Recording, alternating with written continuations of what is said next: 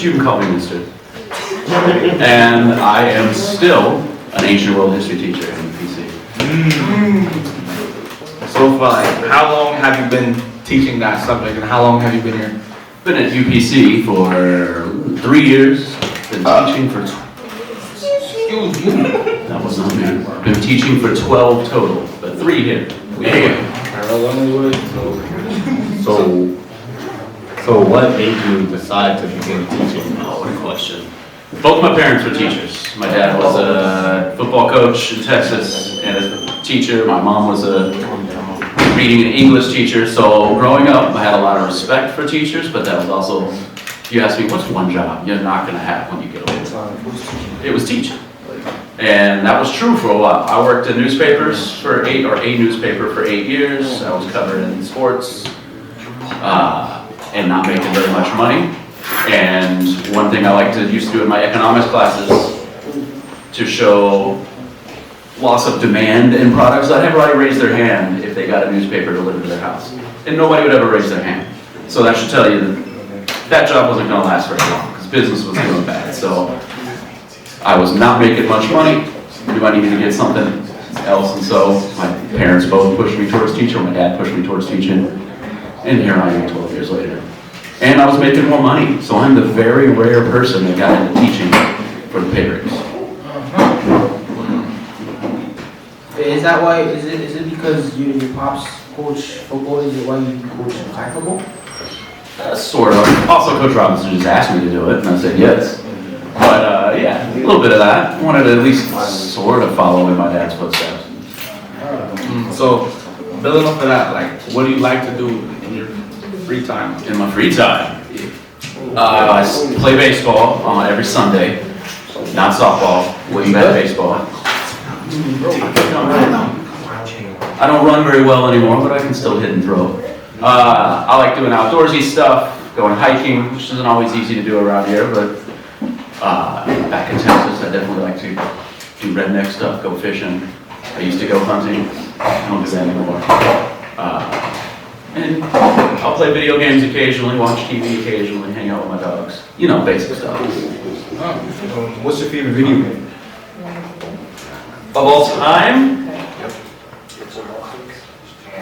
That's an excellent question. Probably GoldenEye, back on the N64 back in the day. That was one of the best games ever. That was way back in the day. Yes, that was when I was in high school. So we're talking like 1998. Yeah, I was way back. Wow. And I still think that's one of the best video games ever. But these days, it's mostly FIFA. So like, what made you think that that was the best video game like forever? Like, what was in that game that made it so great? It was one of the first like multiplayer games, and it wasn't internet, so you either all played on one screen or you could hook up different systems and use. Maybe they didn't actually do that. That was later on with the first PlayStation. So yeah, it was multiplayer. The graphics were cool. The theme song still slaps. I heard it play the other day, and it's like, man, that's right. Even the theme song was great. The movie it's based on, not good. The video game, great. The movie is 007, It's right? GoldenEye, yeah. It's just one of the many James Bond 007 movies. Pierce Brosnan, you don't know who that is. I know that is. Going back to your high school life, like if there was one thing you could change, like from since then, what would you do? Would have not had the same haircut. What was the name? Oh, it was spiked and blonde. Some of y'all probably seen that picture. I showed that picture once to a class. Yeah, it was like spiked up, had blonde tips. It was bad. I mean, it was cool back then. But there was a lot of stuff that was cool back then that does not. Cool now. It's not. It's nowhere near cool now. Even though I see people wearing Jinko jeans again, that's a shock. What else would I change more serious than that? You know, I liked a lot of stuff that I did in high school. I guess there's probably a few classes I would have tried harder in. There's a chemistry class that I did not do well in that I did to this day blame on the teacher, but I probably could have done better than that. Remind me of Mr. H. Yeah, I think I could relate to that one too. Mr. H.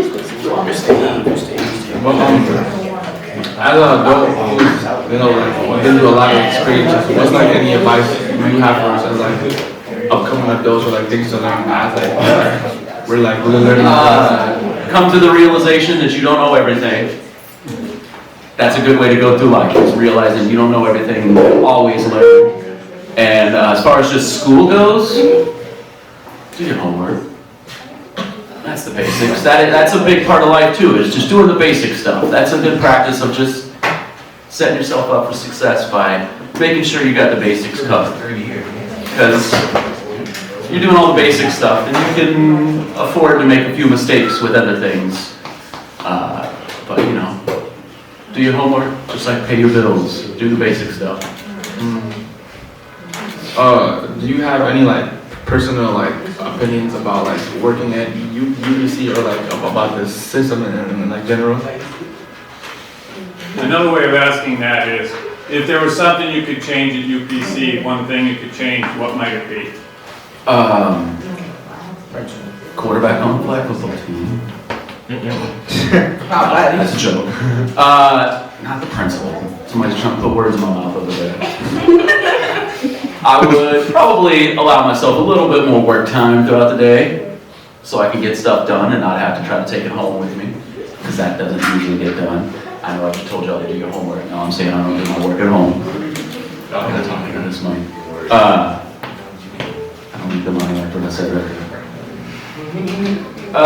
What would I change? Yeah, we'd start a little bit later if it was up to me. We'd have that first class at 9 o'clock and not 8 o'clock. Is there one thing about UPC that you recommend, something that works really well for you? I mean, I do like my students, believe it or not. That's not exactly the question that was asked, but it's kind of why I still teach after 12 years is, you know, when you see that you actually taught somebody something, that feels good sometimes. And when somebody that you taught in the past comes back and sees you somewhere or reaches out to you and says, you know, you made this positive effect on my life, sort of go, you know, it was all worth it. And that's happened here. And if I could change, one other thing I would change is make it to where mass transportation gets me here a lot quicker than it does. No, So- mass transportation. I wish the subway dropped right outside of the school. So if you could start all your experiences all over again, what would you like to do differently, or like what would you like to like come at life in like a different perspective? Well, the first thing I would change, I don't have any control over, and that's what would have been, I would have been 6'2" and thrown a baseball a lot harder. But I can't control that, so there's nothing I can do there. So, you know, again, probably take certain aspects of my academics a little more serious, especially in college, where it took me a while to take it as serious as I needed to. And not have that haircut.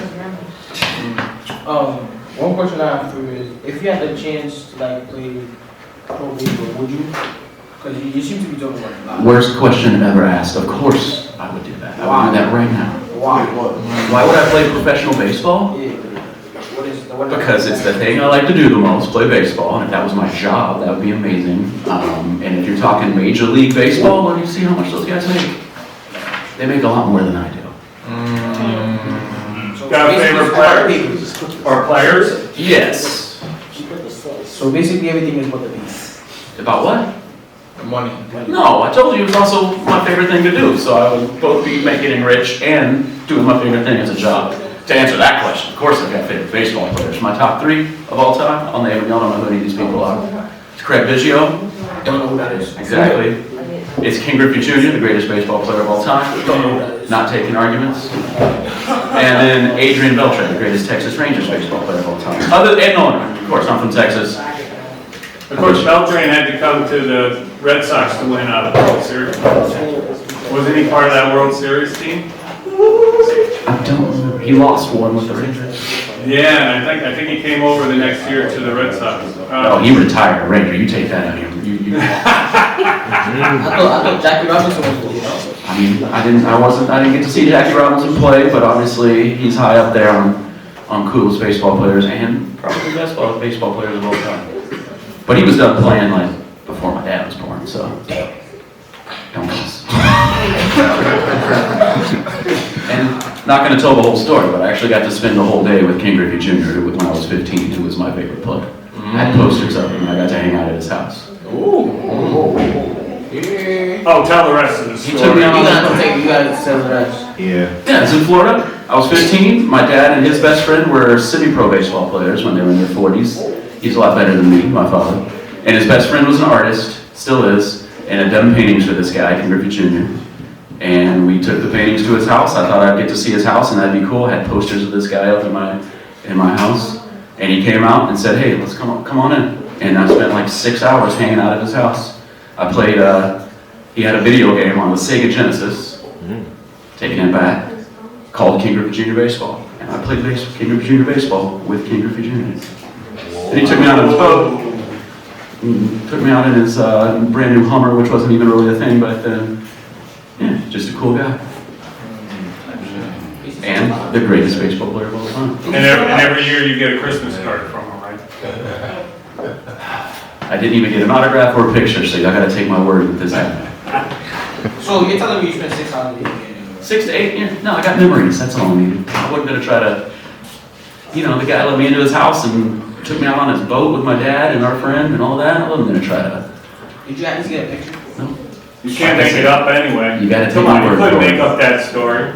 There's no way. He might remember us because even though it was almost 30 years ago, because he got up those paintings that day, and his name is Ken Jr. and his son was named Trey, and my dad was Ken Jr. and my name's Trey. So maybe he remembers that. Probably. He's done a lot. Is he old now? He's in his 40s. He's late 40s. He hit 600 and something home runs. He was a legit player. He's in his 40s or something? Yeah, I bet he's in his late 40s. Did he ever play with his dad? They hit back-to-back home runs in a game. There you go. Yes, his father was King Griffey Sr. was also a major leaguer. That's crazy. So to move on to the next question, who's the person who means the most to you, or like has like the most significant value in your life currently? Currently, that's an easy answer. That's my wife. I know that's the also the answer that I was supposed to give in case somehow she hears this, but it's true. She is. Oh yeah, give me a copy of this. I'll let her listen to it, especially now that I gave this answer. Yeah, she's my biggest supporter and also my biggest critic if she needs to be, and sometimes I need that. And I love her very much. So And where's she gonna be tonight?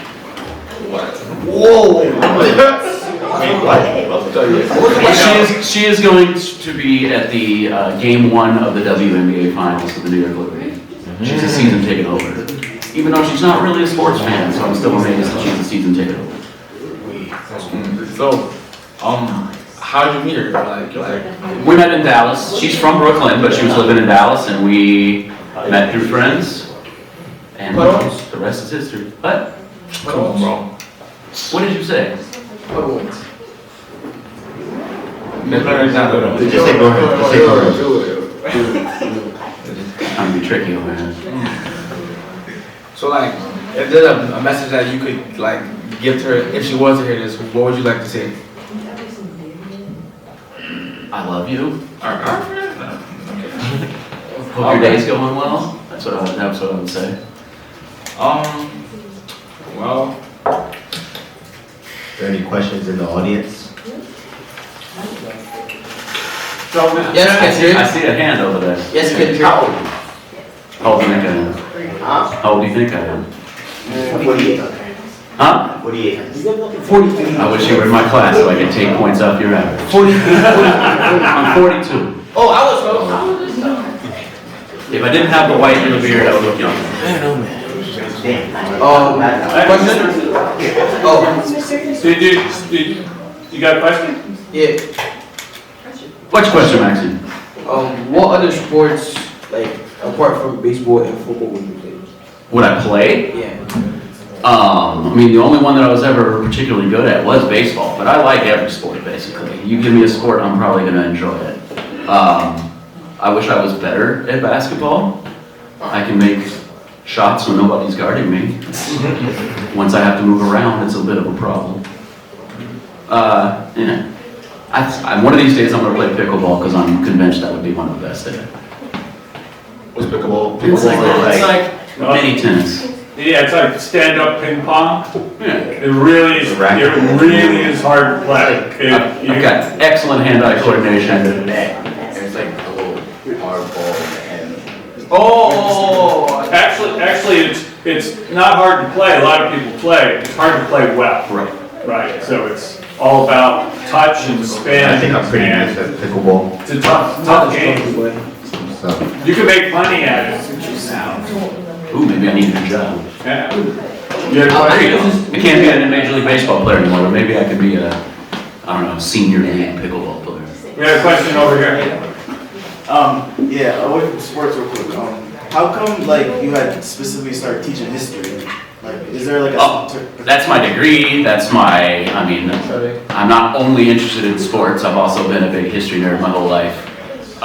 So yeah, once I got into teaching, there was no question of what I would teach, it was gonna be history. Oh, you majored in history. Yes, so I majored in journalism and history. Was there a particular historical period that really attracted you? I mean, I grew up really fascinated with World War II. Me too. Because some of my relatives served in the war, and then I just got hooked that way. That was a big part of it. My grandfather was a paratrooper in the 82nd Airborne at D-Day, which I'm sure some of y'all at least heard of. He jumped out of a perfectly good airplane over France to go, well, for lack of a better way of putting it, to go shoot Nazis. Which is a good reason to jump out of an airplane. Yeah. And yeah, I've always, that had me interested in that. I don't know, I'm from Texas, so at least when I was young, I was very interested in the Alamo. And in college, I got very into Irish history, so there you go. So what's the real story of the Alamo? We got a couple minutes left. What's the real story? The real story was Yeah, a we got a lot of myth about the Alamo. bunch of Tennessee hillbillies that moved to Texas got stomped by the Mexican army. And they didn't need to. Why didn't they need to? Could have surrendered? Or just left Left? and joined the bigger army that ended up winning the thing. Yeah, they wanted to be heroes, I think. And I guess it worked. They still talk about them. You can still go to the Alamo today. All right, one last question. So what kept you motivated like through college to help you keep going through? Well, like I said about my first attempt at college where I didn't take it that serious, I wasn't enough motivated. I thought, oh, this is easy. I've only got to go to class 3 days a week. The classes weren't that hard the first semester.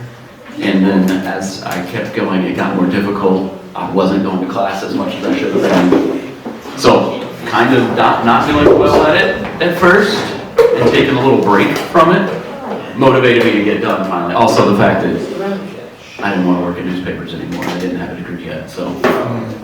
Wait, so like, what was your original career plan before becoming? I wanted to be a world, if you go back when I was little, it was Major League Baseball. Once that wasn't going to happen, then it became right about Major League Baseball. And I did get the newspaper job, but never really got to cover that. Mostly I was covering high school sports. And who cares about that? I mean, at Texas they do, but yeah. I wanted to be a baseball writer.